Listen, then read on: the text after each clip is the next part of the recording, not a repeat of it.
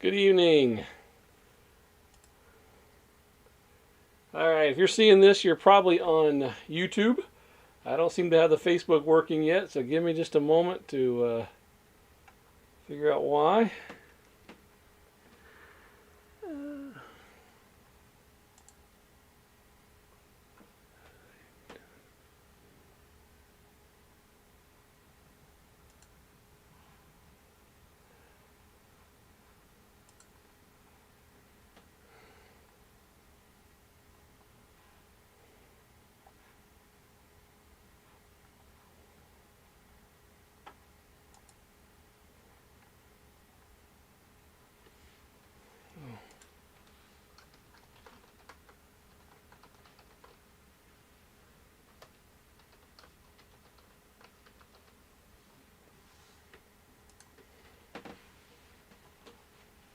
If you're on YouTube, apologize for that. It took me a second to figure out what was going on there. And I believe we're getting the Facebook up and running now. Hi, Miss Judy. So glad you were with us. Thanks for letting me know you're here. And if anyone's on Facebook, when you get a chance to see this, please let me know. I'm having an abundance of difficulties here. Some technical, some of my own creating. So...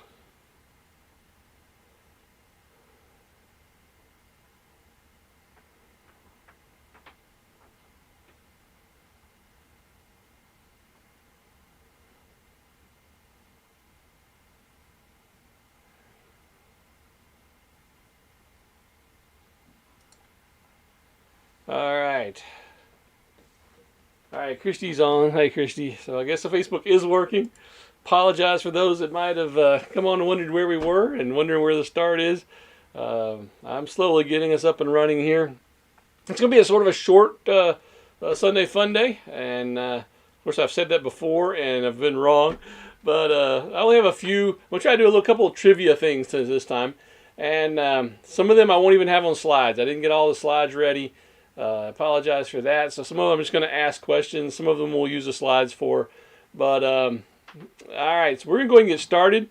And hopefully if you're on Facebook, give me a quick hello. Let me know it's working. Obviously when we get into some of the questions, just go ahead and throw your answers out there if you want to. And we'll just see how this goes. Like I say, it won't be too long tonight.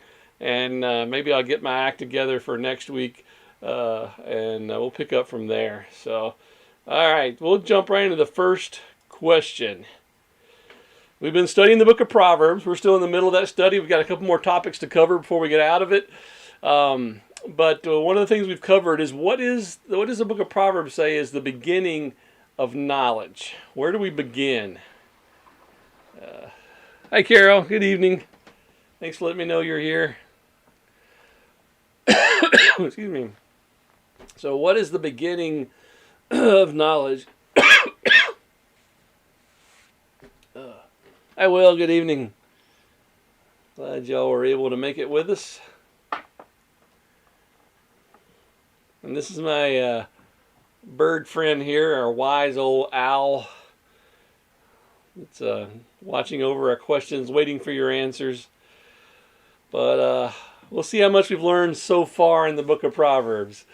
So what is the beginning of knowledge? I do have a little bit of a slow connection, it seems, so maybe a little bit of a lag. I'll wait for you to respond, which I think is okay because I don't have a whole lot of questions anyway. So, all right. Anybody remember what the beginning of knowledge is?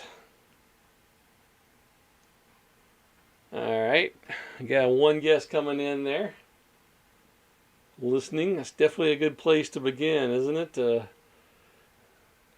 Listen more than we talk. Anybody remember what Proverbs says at the beginning?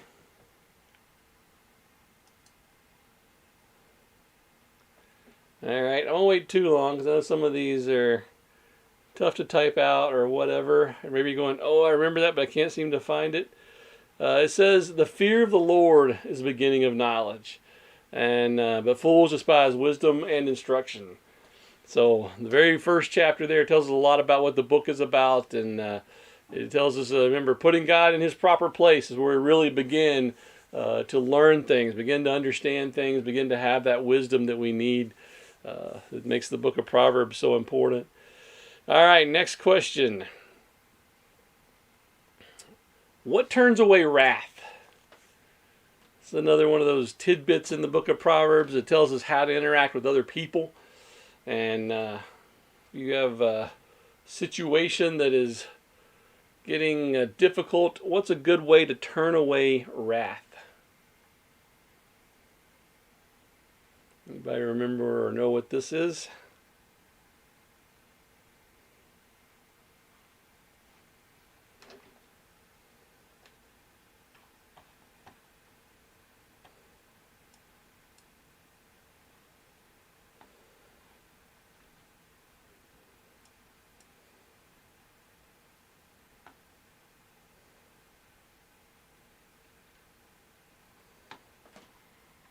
Making sure I'm not missing any answers here. Just seeing a little disorganized. Oh, I see Miss Judy's answer for the last one. Reading is another good way to begin search for knowledge. All right, Carol's got this one. A soft answer. That is correct. That is Proverbs 15:1. A soft answer turneth away wrath, but grievous words stir up anger. And so a good reminder there that sometimes responding in kind, responding the same way someone is lashing out at you, is not the best way to diffuse a situation. And all right. Help if I could keep this where I could see everything. All right. And here's a fill in the blank. Thought this would be kind of fun. Anybody know, be able to fill this one? This is from the book of Proverbs here. It says, a word fitly spoken is like something of gold in something of silver.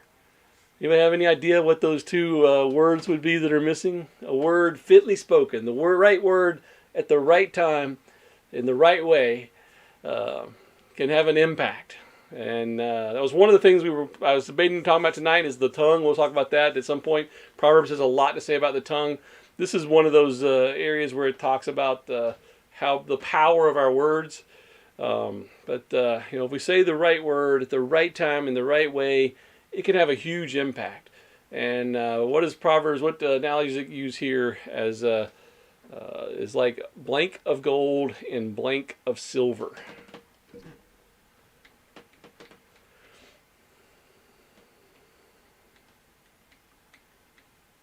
All right, trying to keep track of answers here.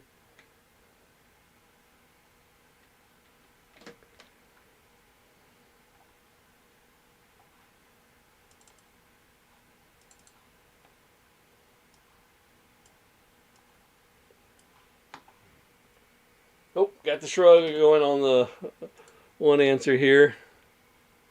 Uh-oh. No guesses yet.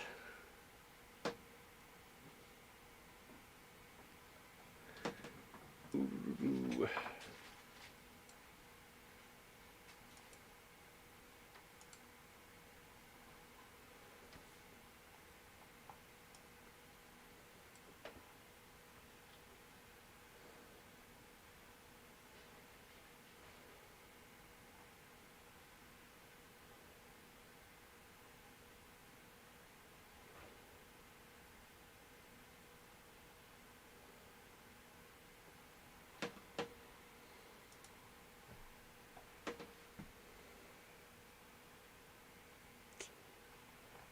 We got apples and settings. All right. Look to see if or pictures. All right. Curious to see if Christy was Googling this or if she happened to know this. All right. So let's see if I can get this to come up. And that is correct. Proverbs 25:11 says, a word fitly spoken is like apples of gold in pictures of silver. And that word fitly spoken is literally means upon its wheels. So it means a word upon its wheels. Oh, Christy did Google it. Okay. She's not afraid to admit when she Googles. Google is her friend. But it says a word upon its wheels, a word that's that's rolling along smoothly, has that idea of being at the the right place at the right time, and kind of doing its job is a way to put it. Another way to put it, like apples of gold and pictures of silver. The pictures that you would have a painting or something. Some people wonder if this proverb might have been inspired by some artwork that might have been given to King David, who would have been Solomon's father, or something of that nature. Just kind of a beautiful artwork, and kind of lets you stop. And obviously the symbolism there, and the gold and the silver being things of value. Just kind of pointing to the aesthetic value of being able to say something that is apt for the situation, as well as the value of fruit in itself. The fruit would be apples would be a good gift in their own right, but here you have a painting of apples of gold and outlined in silver, adding to their value as well. All right, give me just a moment here. Need to do something.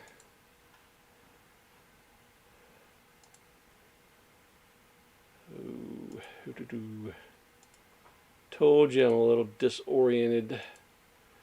Oh wow, everybody get the black screen there, or did that just happen to me? All right. So I think I'm ready to move on. This is where I messed up on one of the slides, so I'm trying to make it to where I don't ruin the next question here. All right. Hatred stirs up strife, but what does love do? There's another one of the Proverbs we can look at.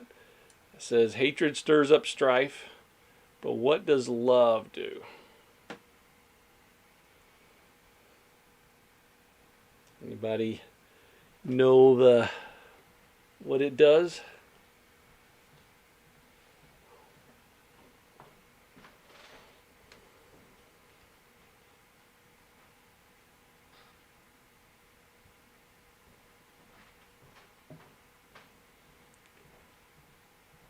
Keep trying to check my messages to make sure. I do know I've got a lag here, so I'm waiting a little bit longer to see if anybody knows this one.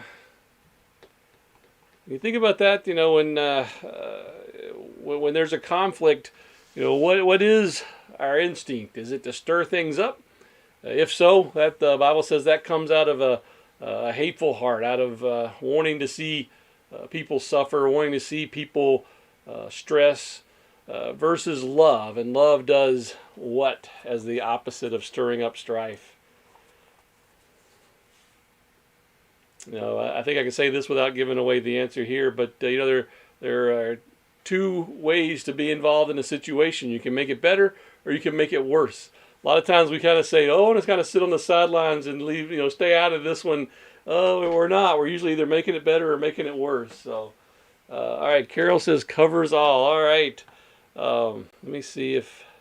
All right. Yes, this was the right one. I was trying to cover up the answer because I left it on there. Let me see if I can remove the answer of the cover now. Hatred stirs up strife, but love covereth all sins. So it's saying that it's willing. Love says, you know what? I'm not going to make a big deal out of this. I'm not going to try to embarrass you. I'm not going to try to create more conflict and drama. We're gonna put a roof over this, and that's the terminology that's used in there. And the idea is that love kind of says we're going to keep this in house, and that ought to be our mission as Christians, to love one another in a way that says we're gonna keep this in the family. We're gonna have this between us, and we've all seen that happen where people get into a conflict and suddenly it's everybody's business. And Proverbs says that comes out of a heart that it refers to as hatred, which is a really strong word, hatred. We wouldn't normally say that. I'd probably just maybe say selfishness or anger or something like that. The Bible says no, it's coming from a root of hatred, of wanting to hurt someone else, of wanting to see someone else in pain, wanting to see someone else under stress. That's what stirring up the strife is, trying to make everything out in the public and make it a bigger deal than it has to be. Love says, nope, let's get this reconciled. Let's get this covered over and put away so that we can have that relationship. I think that goes along well that we talked about this morning about forgiveness. And how, Father wants us to get along with one another, and that's of utmost importance to Him. He doesn't even want us to come worship Him, to come be a part of what He's doing until we've gotten things right with one another. And so I have one more question, and I apologize. This is going to be the last question tonight. I'm not sure I can stand up a whole lot longer. Really struggling with my back here.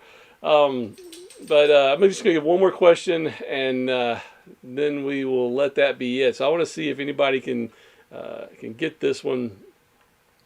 So the Psalms tells us that he that sings a song to a heavy heart is as what? If you sing a song to and I wanted to do this one because we've actually looked at this verse not too long ago. But if you sing a song to a heavy heart, what effect are you having? Does anybody remember that one?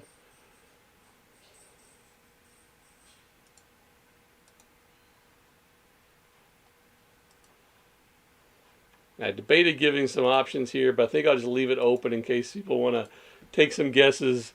But we did look at this verse. The weeks have all run together on me now, so I'm not exactly sure when.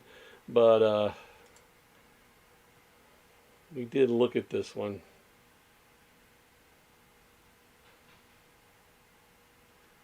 I'm trying to figure out how I'm going to put this up.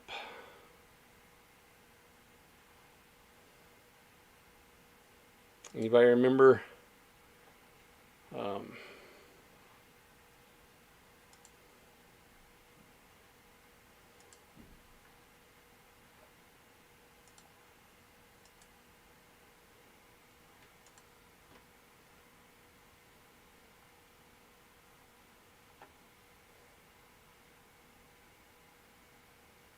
I can't even see the answers. I'm trying to see if anybody's responding. Oh, no answers yet. Okay. Balm to a wound. Okay, good. See, I was trying to see if... I see Miss Judy answered the last one covers all. Okay, I didn't see that in time. Came in a little late on me. I'm hoping this doesn't just pop up already. I'm hoping I can get this on here and then share it.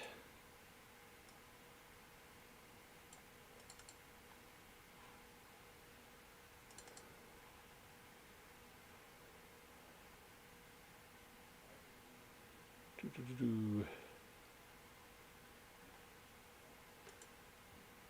think this will work.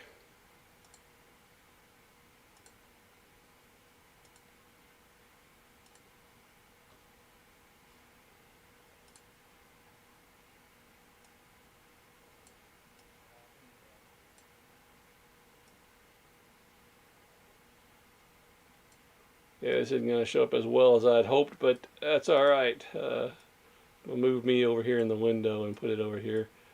All right. Any other guesses before I give this one? All right. Let's... How do I make this go? There we go. Proverbs 25:20. As he that taketh away a garment in cold weather, and as vinegar upon nitre, so is he that singeth songs to a heavy heart. There's a right time and a right place for everything, isn't there? There's a word that can be spoken that can make things beautiful. There's words that can be spoken that tear things down. There are songs that can be sung to cheer people up, and there are times that people are even too sad, too down for a song. And so that's what wisdom in the book of Proverbs is all about. It's not, here's a list of things to do. It's, here's how to know what's the right thing for this situation and this point in time. And so I hope you're enjoying the study of Proverbs. We are going to get back into some of the topics next week. We got a couple things we want to talk about. One of the themes we're going to look at is family. Book of Proverbs has a lot to say about being parents, about being children, about being a husband and a wife. And so we're going to talk about those 1 week. I mentioned already the tongue. We've covered some of the things there about the importance of the tongue. And then we've got one section we're going to talk about that is some number riddles, I guess is the best way to put it, number riddles. And so we're going to look at those as well. But I did want us to have a quick time tonight, even though I think I'm going to have to let this be it and go stretch my back out a little bit. But this should keep that in mind this week, that there's the right time and right place for each thing, for each word, for each action. And we need Father's direction to be able to make those choices and be able to do the right thing. So, Carol says I was way off. I don't know. Bomb to a wound. That I guess so. Yeah. Although it was on the same idea, though. I didn't think it was that far off until you said that. But I guess now that you say that, it may have been, because it's kind of going the other direction with this, isn't it? So, all right. Well, again, I apologize for being so short tonight. And I hope you all have a wonderful week. We will have Sunday Funday next week. Hopefully we'll be back to kind of more of a normal there. And so hope you all have a great week. If I can do anything, don't hesitate to ask. I'd love to hear from you. And hope you all have a great week. I love you all. Goodbye.